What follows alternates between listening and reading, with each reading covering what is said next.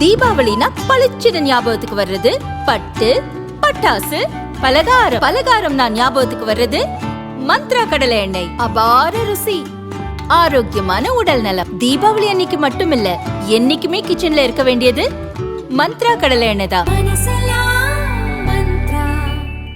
புதிய வாகனங்களை பதிவு செய்யும் போது அதை ஆர்டிஓ ஆபீஸுக்கு கட்டாயம் கொண்டு வர வேண்டும் என்ற நடைமுறை இருக்கிறது.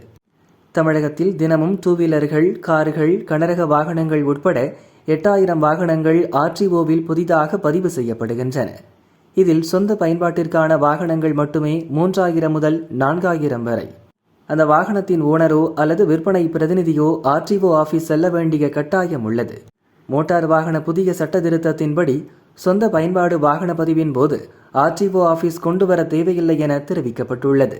இது தமிழகத்தில் இதுவரை அமல்படுத்தப்படாமல் இருந்தது. இது தொடர்பாக ஆட்டோமொபைல் டீலர்கள் சங்கம் தொடர்ந்த வழக்கில் மோட்டார் வாகன புதிய சட்ட திருத்தத்தின்படி இதில் விலக்களிக்க வேண்டும் என அரசுக்கு ஹைகோர்ட் உத்தரவிட்டது. இந்த புதிய உத்தரவை நாளை முதல் அமல்படுத்த வேண்டும் என அனைத்து வட்டார போக்குவரத்து அலுவலகங்களுக்கும் தமிழக போக்குவரத்து துறை கமிஷனர் கஜலட்சுமி உத்தரவிட்டுள்ளார். இதுகுறித்து போக்குவரத்து ஆணையரக அதிகாரிகள் கூறும்போது, சொந்த பயன்பாட்டிற்கான வாகனங்களை பதிவு செய்யும் போது சம்பந்தப்பட்ட டீலர்கள் அவற்றை எடுத்து வருவர். இதற்காக வாடிக்கையாளர்களிடம் தனி கட்டணம் வசூலிப்பர். சொந்த பயன்பாட்டு வாகனங்களில் 70% பைக்காக இருக்கும். புதிய மோட்டார் வாகன திருத்த சட்டத்தின்படி பைக், கார் போன்ற சொந்த பயன்பாட்டு வாகனங்களை கொண்டு வர இனி தேவையில்லை.